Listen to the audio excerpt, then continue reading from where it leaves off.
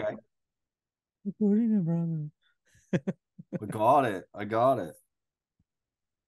All right. You ready? Yeah, go for it. All right. Welcome to Comics in the Making. My name is Ryan Holgerson. I'm the creator of Slackmatic, and I'm joined, as always, by Levi Erickson, the creator of The Big. Levi, how you doing? Oh, pretty good, man. Pretty good. Staying dry. Yeah. Well, you know what, man, I've loved today. This is our first relief from like 95, 96-degree weather. Um, and as usual, we're starting the show off like two old guys sitting on the Talking porch about the talking weather. about the weather. Oh yeah. Got Yeah. got to bring it center. uh, so this episode, we're gonna be doing some more kind of hot potato questions. So I'm gonna start us off. Levi, I'm ready. you ready? So, other than comics, other than music, what is your favorite medium of storytelling or art? Video games. Video games. Yep. Why video games? Because it's the widest audience possible. Okay. And there you can realize I think you can realize things in video games that you can't realize cinematically or on paper. We can call, a 2D medium, whether it be on like web comics or print comics, whatever. Gaming actually, so like you read books, you read comics, and you feel like you're there. You feel like when I was a kid, I was like, oh, I want to be. I'm in a pool. No, I'm Spider-Man because now I can hang on the side of this building, which is the side of the pool. Whatever. Or if you're doing some kind of chore, and all of a sudden you're, you know, Colossus throwing something. But it's your imagination, and that's great. But games give you a much more immersive kind of experience. Particularly Yeah. particularly when it's, a story driven game. Right.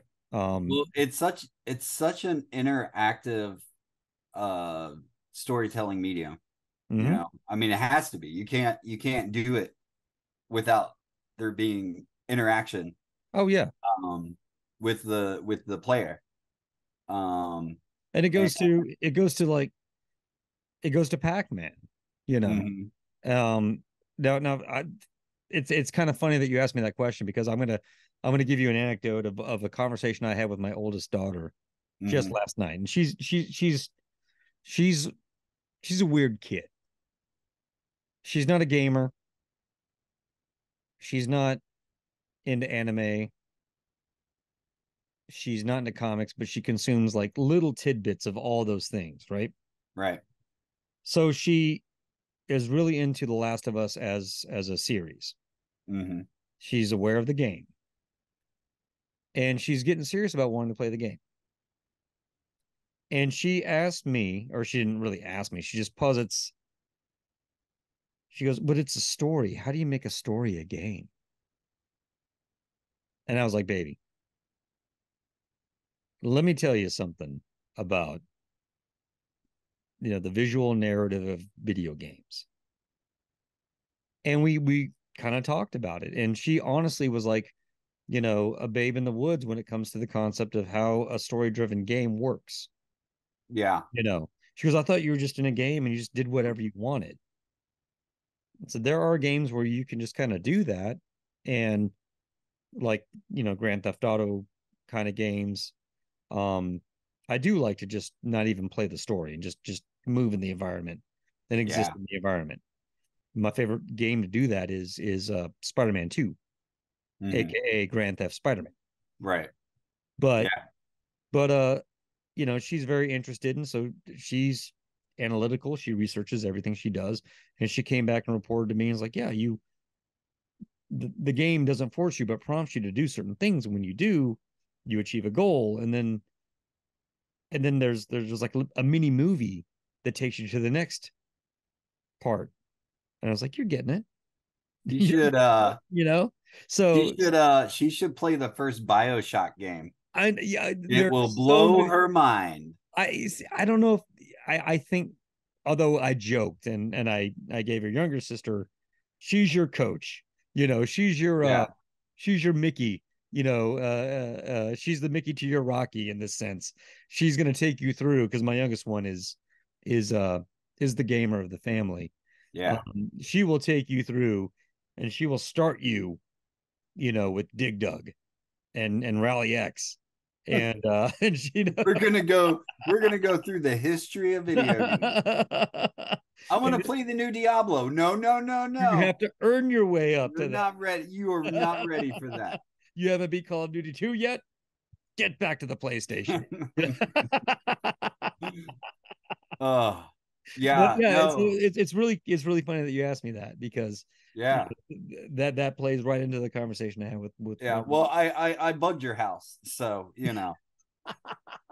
I mean, did you have to use real bugs? yeah, I know. Sorry, I didn't realize that was just a term, and so I just snuck over there and poured a bunch of ants in your living room, and then Yeah, ran out. yeah. And as I was running out, I was like, "Report back to me on what happens here." And they just And scurry off and don't say anything. yeah, no, you just have a lot of ants now. I'm sorry. No, you know what? It's funny because like I didn't see you coming back with video games, and the more I think about it, um, I don't know if I'd put that as my answer too, but man, it's got to be up there Oh, because yeah. really just the interactivity, and I would argue even those games that are more open world and stuff like Mhm. that. Like I think of something like Skyrim, Right. which obviously has a linear. You can play it as a linear story, but when you talk to someone who's played Skyrim for the first time, you know everyone plays it different. Once they Yeah. get out of that little 30-40 minutes of their little beginning, the game just opens up and everyone has a different story about what they did in that world. Yeah. And like what other medium can you do that in? You can't watch a movie and go, well, in my movie this happened, well, in my movie that happened. Right. And so I think that's the beauty of the video game. um I'd love to, me and my friend, I know you've done some work in video games, and Mhm. me and my friend, we've messed around with it a little bit, um, and could never really get anything off the ground. I'd love to try and think up something that I thought was worth it enough to be like, oh, I want to devote, you know, 10 years of my life minimum to get this done. I've tried to come up with something simple. Be on the lookout for the comics in the making, the video game. Yeah, yeah. It's just two guys on a porch talking about the weather. Spoiler. It's hot. Sure is hot today. Oh, here's a comic. Right. What do you think about It's pretty good. Yeah, that's all right. Game over. Yeah, right. All right. So we asked in our last hot potato episode for comments and stuff like that, people putting in their own questions. We got one from Nathan.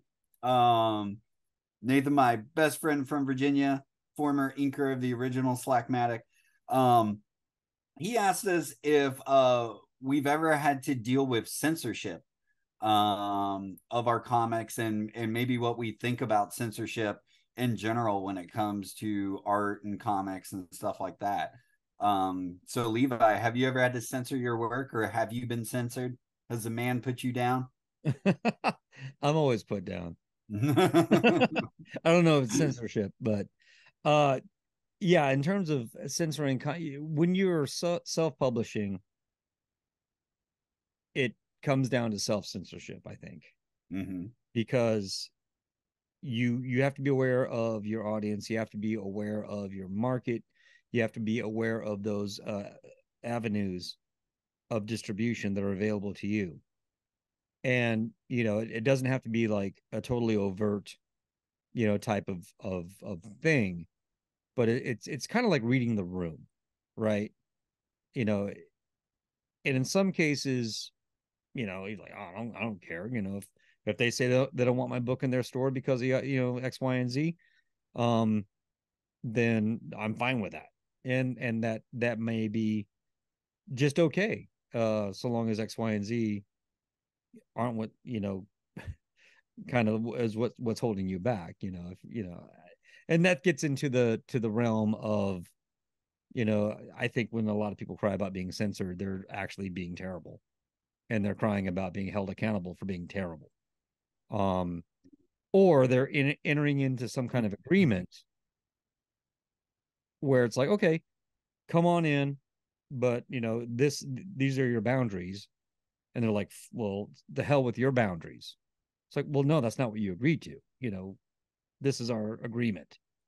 That is not censorship. But I think the reaction when people come into friction with those situations is to claim censorship. Basically, censorship, in my view, often is just the refuge of people who don't want to be held accountable for their terribleness, Hmm. or going against the agreement they've already made. Yeah. So if I have if I approach a local comic shop and I say, hey, I'd like to have my comic in your shop, and they're like, hey, no problem, great, we love local creators, small press creators, yada yada yada. Here's our little form, it's no big deal. Just check the boxes. These are what we you know this is what we want, this is what we don't want. And I bring in a stack of stuff that is leaning over the side of what they don't want, and they say, oh wait, nah, this is not what we're doing. Sorry, you know, thanks anyways. If I run around crying censorship, that just shows how little I am Yeah. and how entitled I feel. Right. You know, I mean, I'm for the most part very anti-censorship. Except in the cases of something that would be deemed, racist or, bigoted and stuff like that. I don't think that stuff belongs. Um, but and I think both of us, our stuff is pretty tame, you know. so for the most part, I can't think of a um I can't think of an instance where I was ever censored per se. mm-hmm. um what I would say, you go back to the 50s in comics, of course, you've got the Worthams, and Yeah, you know creating the comics code and stuff like that, which is, as of it's non-existent now. sure. And And was it for ever anything more than just like a stamp? well, you know what? No, they had a board and stuff like that, that would actually go through those books and stuff like that. There's some really great stories actually with uh William Gaines, who was the Yeah, publisher of yeah, EC. Um, and there's some pretty good like stories where they were trying to uh cancel a sci-fi strip. I mean, at that point, once the code came on, I mean, the horror comics were pretty much done. sure. Um, but they were still doing some sci-fi stuff, and of course, they were doing Mad, Yep. and Mad wasn't subject to the comics code because it was a different size. It was a magazine. Magazine. Yep, yep. So And it was all fucking based on the cut of the paper, yeah, you know. right. So but they had well, they did publish. They were trying to publish um a sci-fi story, and I don't remember the details perfectly, but essentially they were trying to cancel it because the main character in the comic ended up being an African American. Mm, And William Gaines was like, so you're telling me that's against the code? How is that against the code at all? yep. And they ended up publishing the story. Oh um yeah. where I think censorship really hits us today though is publishing online. We probably have more freedom than ever publishing in print, especially if we're doing like zines and stuff like that. I would imagine, now some printing houses will not print certain things. For sure. But for the most part, I'd say they're pretty relaxed. Um, but online, where you if you're putting it on Facebook, you're putting it on Instagram, on Twitter, you can probably post whatever the hell you want right now, but or X, I'm sorry, X. Um, but they do have, community guidelines and stuff like that. And I've heard more than one story about cartoonists getting their stuff taken down that was deemed inappropriate. Which, maybe it was, or, maybe it was just an absolute prude looking at that stuff. Or And AI. I think the problem with it is um the measures to get it back up is nearly impossissible. Oh yeah. Because YouTube you're YouTube's no dealing different. with these giant corporations and stuff like that. Oh yeah. Yeah, because Um at the end of the day, the motivation is to protect the entity, to protect right, the Twitter, to protect the Facebook, right. to protect the YouTube. Yeah. Um and I get that. And that's the same reason why, if I bring my, fan fiction Dirty Pair, this does not exist, but I'm just pulling this, Sure it doesn't. you know, you know, The ants told me all about it, Levi. mini comic, to our local comic shop and say, hey, can I put these in here? And they go, yeah, probably not, you know, Yeah. and it's not to me, that's not so much a matter of censorship. And this is where we get into murky waters. So I'm being the asshole, so they can, the viewers can come at me on this one. Mm-hmm. Um, but where they, yeah, that's kind of not what we're doing. We're a comic shop that's available to everyone. And although Yeah. we do have our stuff that's over on the shelf and people who want it know where to get it, um, we're not just really totally jazzed about having that stuff on the counter. But at least at the local comic shop, it's going to be a kind of a one-on-one assessment instead of like an algorithm or some kind of an AI Well, no, I um, mean they had a sieve, code. you They know. had a code on Tumblr, which Tumblr is pretty much non-existent now. And I would point out that Tumblr is pretty much non-existent now because a lot of the not safe for work content got taken off. Exactly. And people stopped going on there. Exactly. Um, but also there were cartoonists that were on there. So part of this code was, it was looking for breasts. Well, there were cartoonists on there that would, draw big eyes, Yeah. pupils, and it would take their content down. It was like all ages content. It would take it down because it thought it was breast, Yeah. you know. And So, AI you is going to know, write the next blockbuster movie. right. Oh yeah, sure. And but I think, yeah, no, like I said, I'm pretty anti-censorship.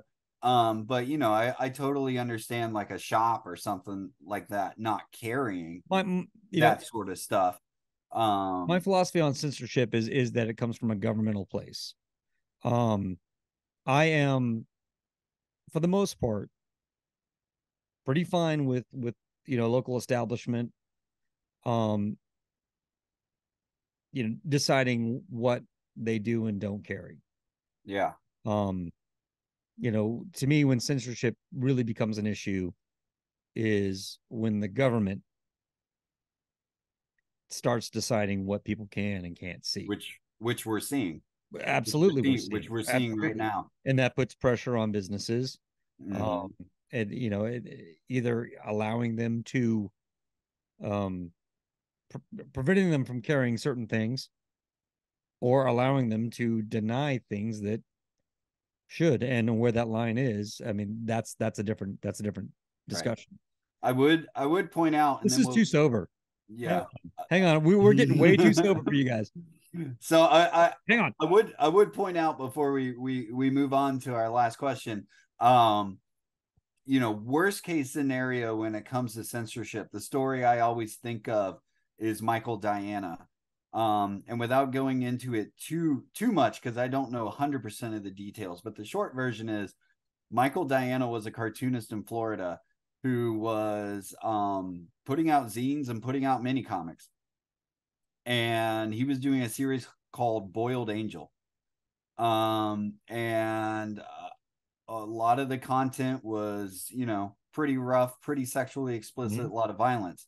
So where Michael Diana got into problems, though, this was during a serial killer episode in that area. And so he came under the attention because they were seeing these graphic images and they thought he might be connected to this. Now he wasn't. Mhm. Even though he wasn't, though, he was put under court order not to distribute the drawings, and he would actually have people come into his house and check to see if he was drawing anything that they deemed explicit And that's exactly in what his I'm house. talking about. That Yeah, is without a doubt state sanctioned that's censorship and of the highest magnitude. and whether you agree with what Michael Diana was drawing or not, um, that's pretty it's pretty terrifying. It's Yeah. pretty terrifying to think someone could come into your house and go, "You drew some boobies. We're taking you in." Yeah. That's insane. Yeah. So Yeah. yeah, 100%. 100%. But yeah, I mean, that's it doesn't cover the subject by any means, but no, those are, yeah, I wasn't expecting this potato to be that hot. yeah. Well, it's been in the comments for weeks. I don't know, but so It's been thanks. smoldering this whole time. Yeah, yeah. Yeah, I'm gonna head you up. thanks. Thanks again, Have some. Nathan. Yeah, Thanks for sending us that question. Please, anybody else, send us comments, send us questions that you think would be fun to hear two old guys talking about. That would be great. we're not just old guys. We're cartoonists. We're old cartoonists. Old cartoonists. Um, so Give us Levi, something fun though. So give us a question that we can have fun with though.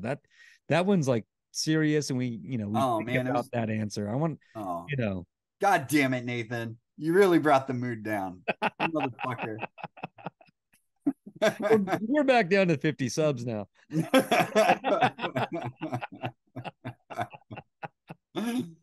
All right, Levi, you got the hot potato. What's your question? Oh, okay. Sick. I wrote a question down over here. How do you balance this show and your comic and your job and your family? Well, I do my best to just ignore my family altogether. And I find that works pretty good. My daughter was in here a little bit ago. I kicked her out. I said, "You got to go." And I call out of work probably three days a week. I'm expecting any time to be evicted, to be honest. Um, no. Well, you know what? I think I have the this is a question. I know you're probably gonna talk about it too, but I feel like I've got the easy part in our show. Um, you Yeah, know, I'm gonna say I yeah. yeah, no, I do. I mean, I come up with a lot of the ideas and stuff like that, but I've just got to talk for a couple hours with you, and then I'm pretty much done. I drew a banner and I was like, here you go. And I guess I kind of do some of our social media stuff, but Yep. Levi's got to do all the editing and shit like that. That's All the the editing. yeah. Well, still, it's still a lot of work. But I mean, I think we talked about this a little bit in an episode before, but it's all about just finding those moments in a day where I can just go, this is me time, Yep. you know. And I just try and chip away at stuff, little by little. Um and again, I don't give myself a hard time if I don't get done what I wanted to get done. Mm-hmm. And my I always have these grand plans. like, oh, I want to put out 4 mini comics this month. I can do it. I can do it. And I want to finish the pre-press on Book of Things, and I'm gonna, do this and this and this, and then I'm gonna do a YouTube video with Levi, and and so I it's all about, being easy on myself and getting done what I can get done, you Yep. know. But joking aside, the family comes first, the job comes first. I don't actually call out 3 days a week. My boss listens to this episode, he knows. So but that being said, like, I still have, 2 to 3 hours almost every day, most days, where I can sit in the office and, and get work done.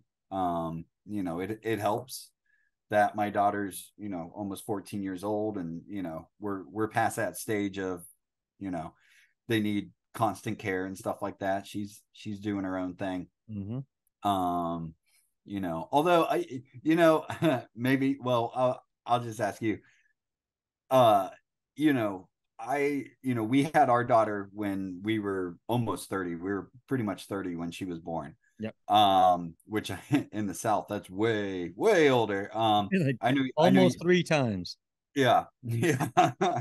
And I know you guys were older when you had your kids too. Mm-hmm. Um, but looking back on like your 20s and the amount of work you didn't do Dude. in your 20s, and then once I had a daughter, I mean, geez, when she was a newborn, we were playing gigs 2 to 3 times a week sometimes. I mean, there were times I got home at like 3 in the morning and my wife is handing her to me, Yeah. and I'm up for another hour trying to get her to sleep, and that's fine. That's what you had to do.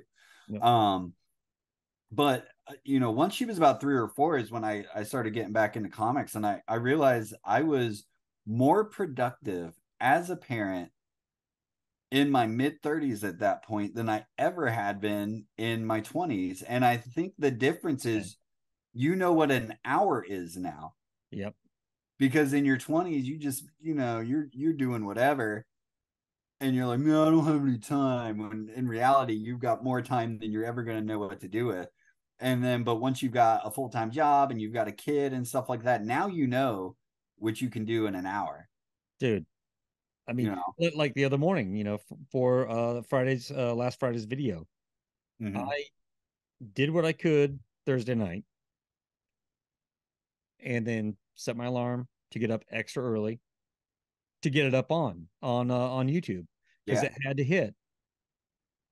It had to hit before Saturday, right. you know.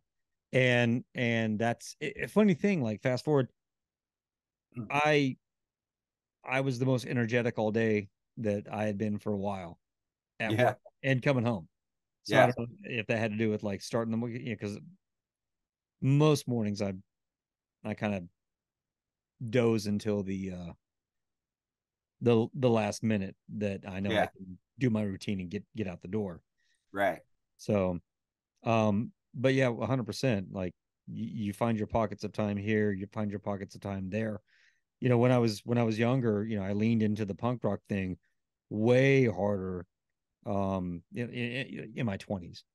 Yeah, And obviously that's probably because a lot of social stuff came with that, and it's a lot easier to get with 3 other guys and have a couple beers and hide your sloppy guitar behind everyone else's sloppy bullshit, and yeah, that's fun, and also just vegging out watching TV. We had Beavis and Butthead following all the way through to South Park popping up, yep, and then fast forward to now, or fast forward to the last 20 years, 15 years.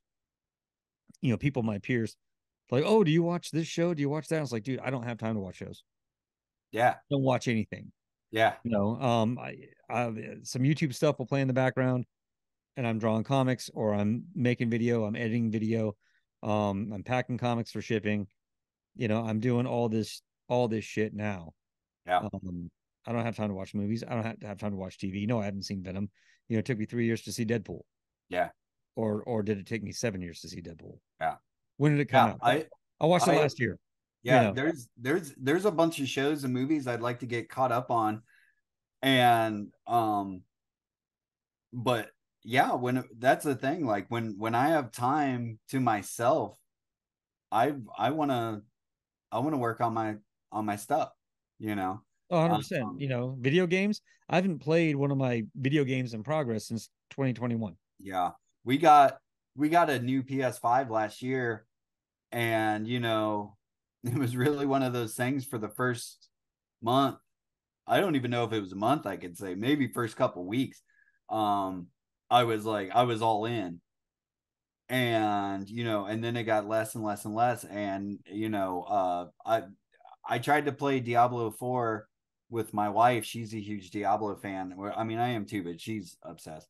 She's Yeah. got a problem really. And so, we played a little bit together, but like that was pretty much it.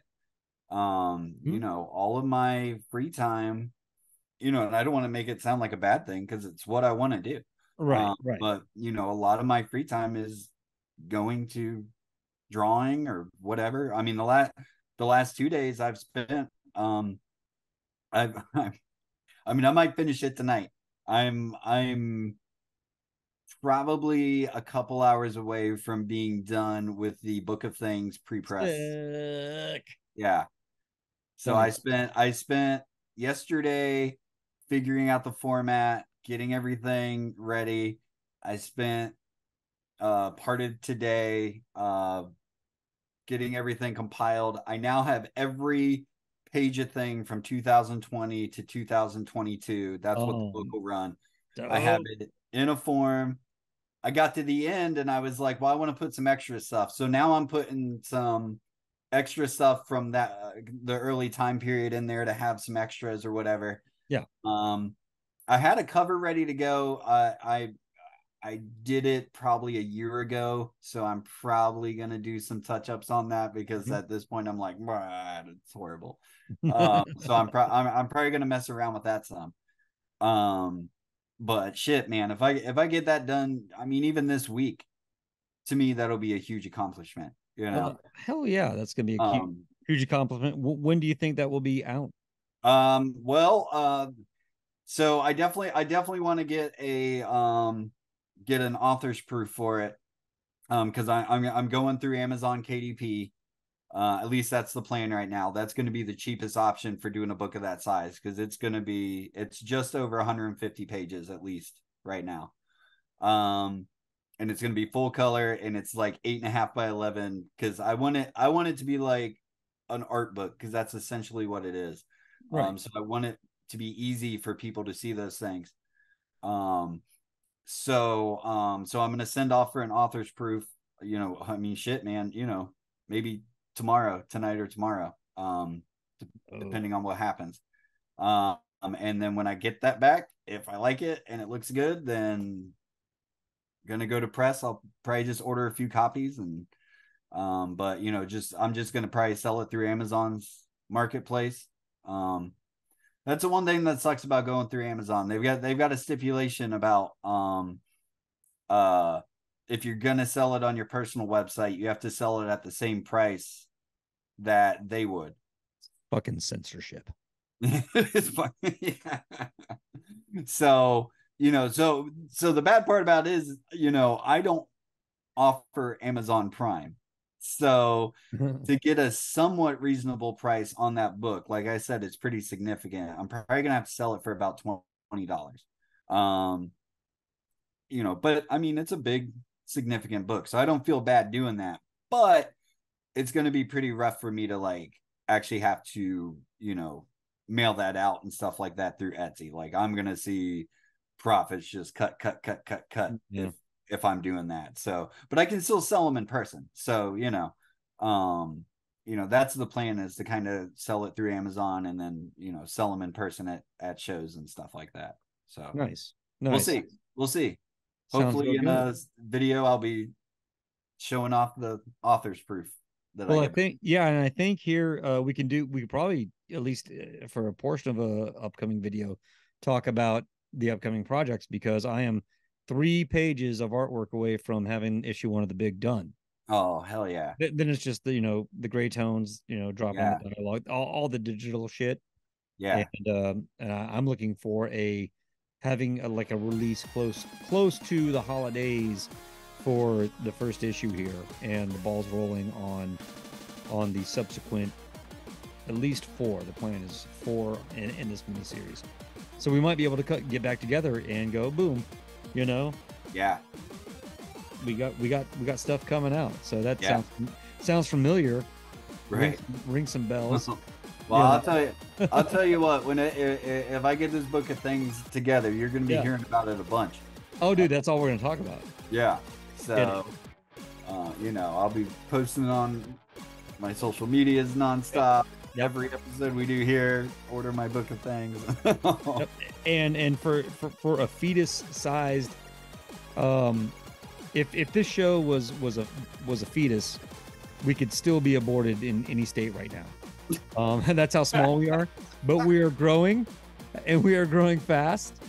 I'll give you a second there with that one. That got me. I said that to my mom, and she lost her shit. Sorry. But Portion jokes are just hilarious. but jump on the bandwagon. We could use your support if you like what you're seeing here. Hit that subscribe button. Share us. We are Tell a talking. friend. We are people talking comics, and we are talking about the grind, and we are talking about indie press. We're talking about creator-owned, self-made comics, and that's what we're here for.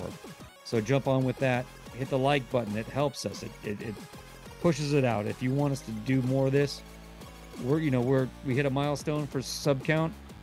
Now we're looking at the next milestone. Be part of that. Help us reach that goal.